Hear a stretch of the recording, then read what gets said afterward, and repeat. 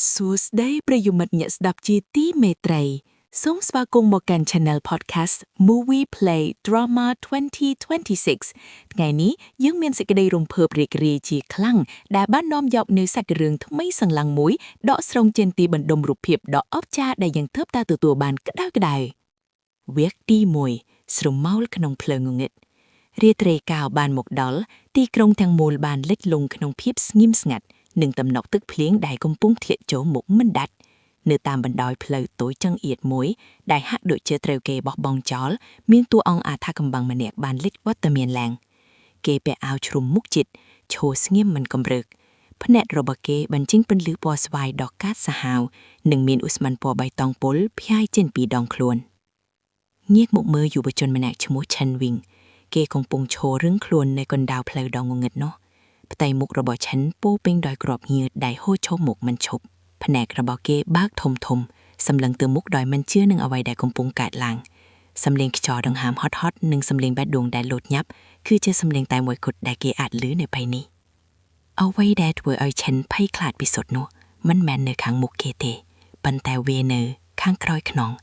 វិញ្ញាណនារីសក់វែងពណ៌ខ្មៅម្នាក់បានលេចចេញមុខយ៉ាងស្ងៀមស្ងាត់ស្បែករបស់នាងស្លេកស្លាំងបញ្ចេញពន្លឺពណ៌សស្រាលៗដូចពន្លឺព្រះច័ន្ទសក់របស់នាងអណ្ដែតឡើងលើអាកាសដោយគ្មានខ្យល់បក់បង្កើតបានជាបរិយាកាសដ៏ត្រជាក់ស្រីបដ៏ឆឹងខ្នងកាត់មកកាន់ទីតាំងមួយផ្សេងទៀតក្រោមពន្លឺភ្លេចបន្តដែលឆាបឆេបទេមេឃក្រុមយុវជនមួយក្រុមក្នុងឯកសណ្ឋានយោធាពណ៌ខ្មៅបានឈរទម្រង់ជួរយ៉ាងមានវិន័យនៅលើកៅអៅរបស់ពួកគេមានសញ្ញាសម្គាល់លេខ749ពណ៌មាសចាំងពន្លឺទឹកមុខរបស់ពួកគេតឹងតែងព្រោះពួកគេដឹងថាសង្គ្រាមជាមួយកម្លាំងអឺរ៉ុបហ៊ាននឹងចាប់ដៅហើយភាគវគ្គទី5អាសនរោគពីងยักษ์ភាពវឹកវរបានផ្ទុះឡើងសត្វពីងពណ៌ស្វាយដ៏ធំហៀងមួយក្បាលបានវារចុះមកតាមជញ្ជាំងអាគារផ្នែកជាច្រើនរបស់វាបញ្ចេញពន្លឺពណ៌ផាជូរគួរឲ្យខ្លាចជើងដ៏រឹងមាំរបស់វាបានបុកទម្លុះដីបង្កើតជាស្នាមព្រះបែកខ្ចាត់ឆាយទីក្រុងទាំងមូលកំពុងស្ថិតនៅគ្រោះថ្នាក់ក៏មានពីខាងក្នុងផងដែរនៅក្នុងបន្ទប់បុរាណមួយស្រីម្នាក់ក្នុងឈុតកែផៅពណ៌បៃតងស្វាយបានញញឹមយ៉ាងពីសុពលរាងកាយរបស់នាងចាប់ផ្ដើមរលាយបាត់ខ្លាចតែជាអបវេទមន្តពណ៌ស្វាយដែលវិលវល់យ៉ាងខ្លាំងនាងមិនមែនជាមនុស្សទេតែជាម៉ានារីដ៏សាហាយនៅចំកណ្ដាលវិហារដែលកំពុងព្រួយបាក់អបុធមម្នាក់ខំជូតពណ៌ក្រហមឆិនឆាយបានអណ្ដែតខ្លួនឡើងនាងលើកដៃឡើងហើយរង្វង់វេទមន្តបុរាណបានលេចចេញមកមួយនឹងធម្មពលភ្លើងដ៏សន្ធោសនាងត្រៀមខ្លួនរួចជាស្រេចដើម្បីដុតបំផ្លាញអ្វីៗតែមករាំងផ្លូវនាង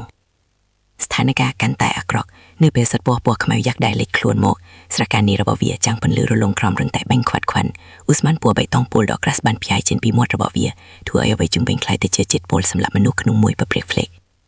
អោទីបំផុតកម្លាំងអឺរ៉ុបចេះអស់បានមកប៉ះទង្គិចគ្នានៅលើទីលានប្រយុទ្ធតែមួយធម្មពលពណ៌ស្វាយបៃតងនិងក្រហមបានផ្ទុះឡើងលាយឡំគ្នាបង្កើតបានជាព្យុះបំផ្លិចបំផ្លាញដ៏មហិមានេះគឺជាការចាប់ផ្ដើមនៃសង្គ្រាមចុងក្រោយដែលនឹងកំណត់ជោគវាសនារបស់មនុស្សជាតិវ៉ាវពិតជាតានតឹងនិងគួរអន់រន្ធត់មែនទែនប្រិយមិត្តនេះគ្រាន់តែជាការចាប់ផ្ដើមប៉ុណ្ណោះតើអង្គភាពផំទី149អាចយកឈ្នះលើកម្លាំងងងឹតទាំងនេះបានដែរឬទេសូមអរគុណសម្រាប់ការស្ដាប់កុំភ្លេចចុច like និង follow ដើម្បីរងចាំភាពបន្តសម្រាប់ពេលនេះខ្ញុំបាទសូមលាទៅមុនជួបគ្នានៅវគ្គក្រោយ